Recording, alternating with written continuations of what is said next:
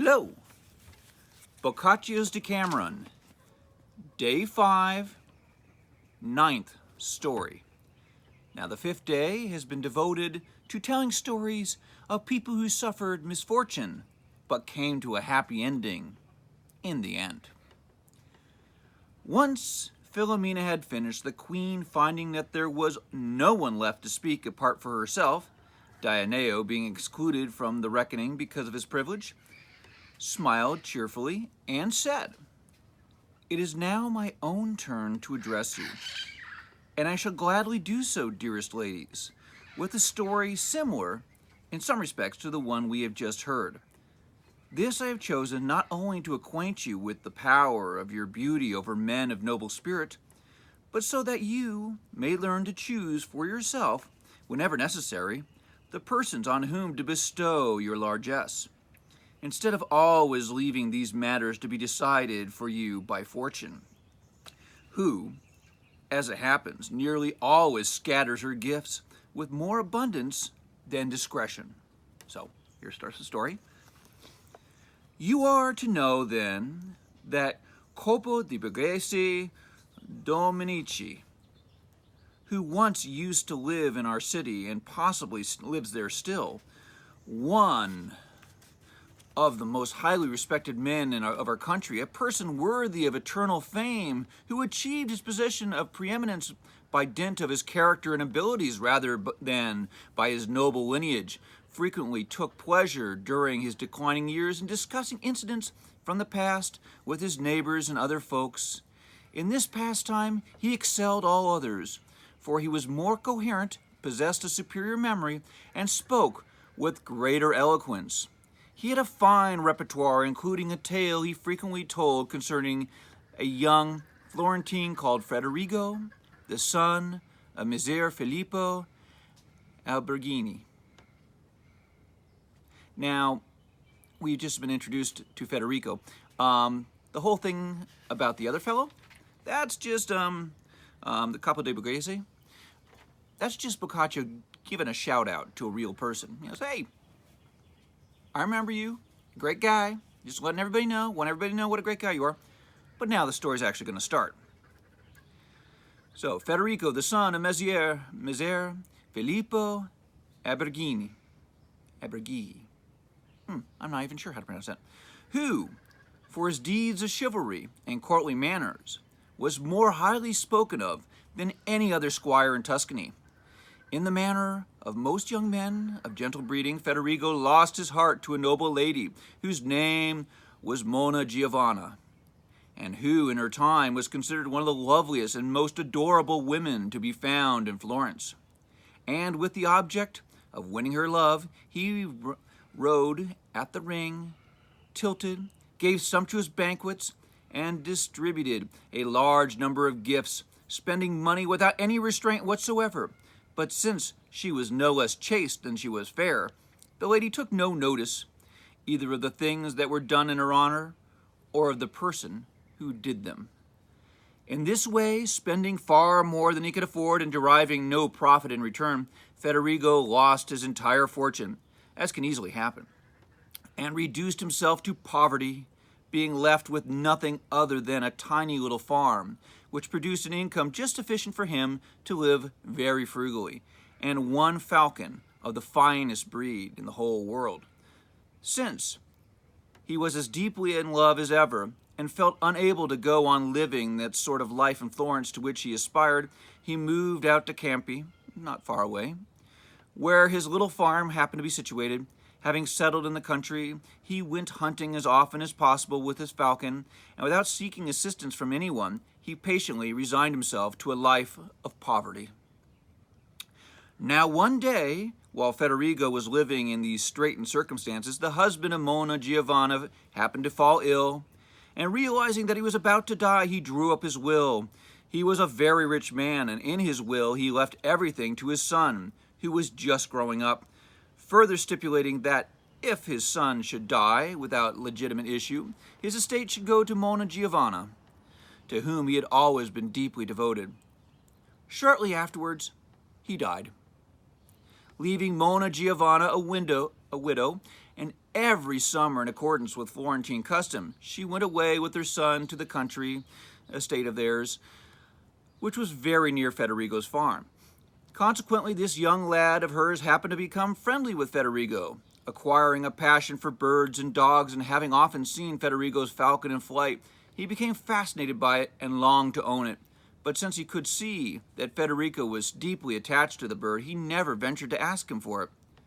And there the matter rested, when, to the consternation of his mother, the boy happened to be taken ill. Being her only child, he was the apple of his mother's eye, and she sat beside his bed the whole day long, never ceasing to comfort him.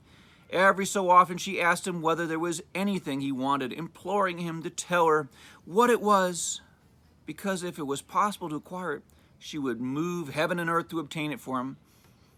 After hearing this offer repeated for the umpteenth time, the boy said, "Mother, if you could arrange for me to have Federigo's falcon, I believe I should soon get better." On hearing this request, the lady was somewhat taken aback and began to consider what she could do about it, knowing that Federigo had been in love with her for a long time, and that she had never deigned to cast so much as a single glance in his direction. She said to herself, "How can I possibly go to him and even send anyone to ask him for his falcon, which, to judge from all I have heard, is the finest that ever flew, as well as being the only thing that keeps him alive? And how can I be so heartless as to deprive so noble a man of his one remaining pleasure?" Her mind filled with reflections of this sort, she remained silent, not knowing what answer to make to her son's request, even though she was quite certain that the falcon was hers for the asking. At length, however, her maternal instincts gained the upper hand, and she resolved, come what may, to satisfy her child by going in person to Federigo to collect the bird and bring it back to him. And so she replied, "Bear up, my son, and see whether you can start feeling any better. I give you my word that I shall go and fetch it for you first thing tomorrow." Next morning, taking another lady with her for company, this mother left the house as though intending to go for a walk, made her way to Federigo's little cottage, and asked to see him. For several days the weather had been unsuitable for hawking, so Federigo was attending to one or two little jobs in the garden, and when he heard, to his utmost astonishment, that Monna Giovanna was at the front door and wished to speak to him, he happily rushed to greet her. When she saw him coming, she advanced with womanly grace to meet him. Federigo received her with a deep bow, whereupon she said, "Greetings, Federigo." Then she continued, "I have come to make amends for the harm you have suffered on my account, by loving me more than you ought to have done. As a token of my esteem, I should like to take the breakfast with you this morning, together with my companion here, but you must not put yourself to any trouble." "My lady," said Federigo, in all humility, "I cannot recall ever having suffered any harm on your account. On the contrary, I have gained so much that if ever I attained any kind of excellence, it was entirely because of your own great worth and the love I bore you. Moreover, I can assure you that this visit, which you have been generous enough to pay me, is worth more than all the money I ever possessed, though I fear that my hospitality will not amount to much." So saying, he led her unassumingly into the house, and thence into his garden, where, since there was no one else he could call upon to chaperone her, he said, "My lady, as there is nobody else available, this good woman, who is the wife of the farmer here, will keep you company, whilst I go and see about setting the table." Though his poverty was acute, the extent to which he had squandered his wealth had not yet been fully borne home to Federigo. But on this particular morning, finding that he had nothing to set before the lady whose love he had entertained so lavishly in the past, his eyes were well and truly open to the fact. Distressed beyond all measure, he silently cursed his bad luck and rushed all over the house like one possessed, but could find no trace of either money or valuables. By now the morning was well advanced, He was still determined to entertain the gentlewoman to some sort of meal, and not wishing to beg assistance from his own farmer, or from anyone else for that matter, his gaze alighted on his precious falcon, which was sitting on its perch in the little room where it was kept. And having discovered, on picking it up, that it was nice and plump, he decided that since he had nowhere else to turn, it would make a worthy dish for such a lady as this. So without thinking twice about it, he wrung the bird's neck and promptly handed it over to his housekeeper to be plucked, dressed, and roasted carefully on a spit.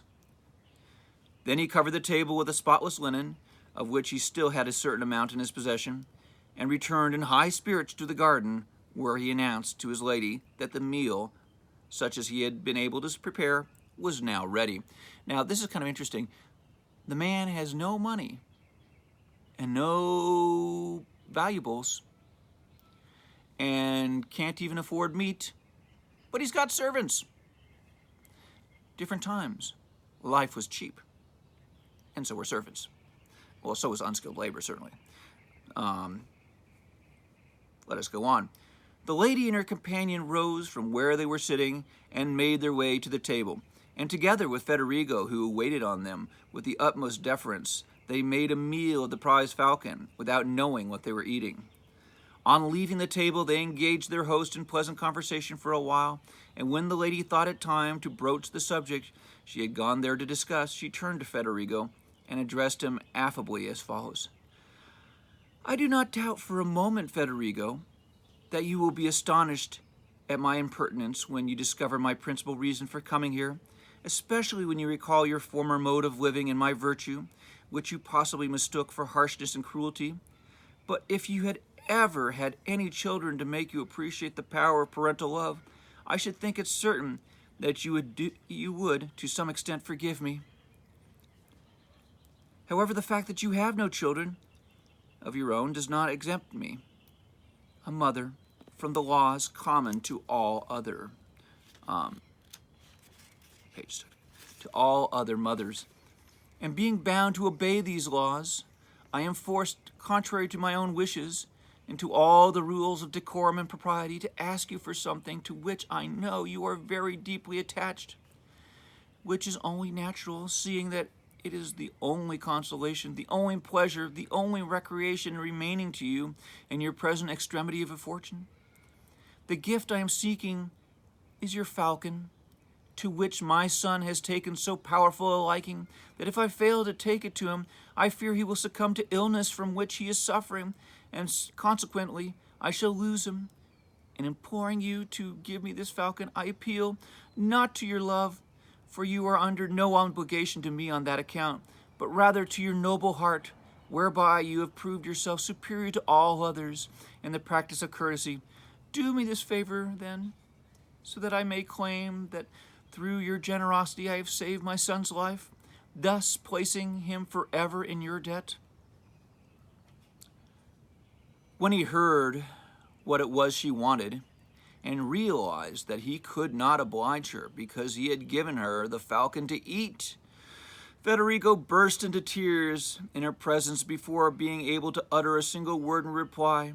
At first the lady thought his tears stemmed more from his grief at having to part with his fine falcon than from any other motive, and was on point of telling him that she would prefer not to have it, but on second thoughts she said nothing, waiting for Federigo to stop crying and give her this answer, which eventually he did.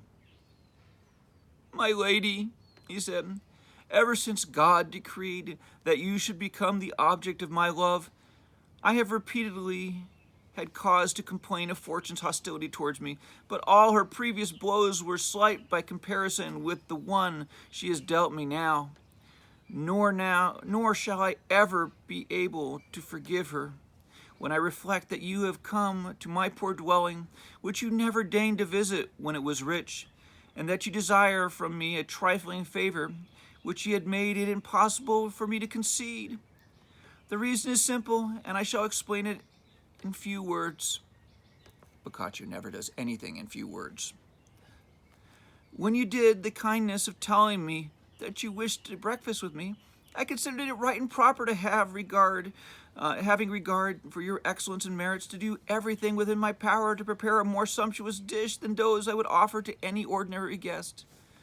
My thoughts, therefore, turn to the falcon you have asked me for, and knowing its quality, I reputed it a worthy dish to set before you. So I had it roasted and served to you on the trencher this morning, and I could not have wished for a better way of disposing of it. But now that I discovered that you wanted it in a different form, I am so distressed by my inability to grant your request that I shall never forgive myself for as long as I live." In confirmation of his words, Federigo caused the feathers, talons, and beak to be cast on the table before her. On seeing and hearing all this, the lady reproached him at first for killing so fine a falcon and serving it up for a woman to eat, but then she became lost in admiration for his magnanimity of spirit, which no amount of poverty had managed to diminish, nor ever would. But now that her hopes of obtaining the falcon had vanished, she began to feel seriously concerned for the health of her son, and after thanking Federigo for his hospitality and good intentions, she took her leave of him, looking all despondent, and returned to the child and to his mother's indescribable sorrow. Within the space of a few days, whether through his disappointment in not being able to have the falcon, or because he was, in any case, suffering from a mortal illness, the child passed from this life. After a period of bitter mourning and continued weeping, the lady was repeatedly urged by her brothers to remarry, since not only had she been left a vast fortune, but she was still a young woman, and though she would have preferred to remain a widow, they gave her so little peace that in the end, recalling Federigo's high merits and his latest act of generosity, namely to have killed such a fine falcon in her honor, she said to her brothers, "If only it were pleasing to you, I should willingly remain as I am. But since you are so eager for me to take a husband, you may be certain that I shall never marry any other man except Federigo, degli, Alberighi." Her brothers made fun of her, saying, "Silly girl, don't talk such nonsense. How can you marry a man who hasn't a penny with which to bless himself?" "My brothers," she replied, "I'm well aware of that. But I would sooner have a gentleman without riches than riches without a gentleman." Seeing that her mind was made up, and knowing Federigo to be a gentleman of great merit, even though he was poor, her brothers fell in with her wishes and handed her over to him, along with her immense fortune. Thenceforth, finding himself married to this great lady, with whom he was so deeply in love, and very rich into the bargain, Federigo managed his affairs more prudently, and lived with her in happiness to the end of his days. Now, this being the 5th day, it's supposed to be stories of people who go through misfortune but then end up in a happier place. How can this be a happier place? The bird is dead. The child is dead. How can you say these people are happier? Well, you need to think about the times. Boccaccio is writing in a time of plague, and even in good times, most children did die before they reached adulthood. A child dying was a grim normality of living in that period. Finding true love was maybe even rarer than today. So, and let's just say more children could always be had. So, this story, in the mind of Boccaccio, is a happy ending, in spite of the deaths, because they have true love. I hope you've enjoyed it. And now I'm going to see if I can turn off this camera without standing up. Have a nice day. Bye-bye. Oops, missed it.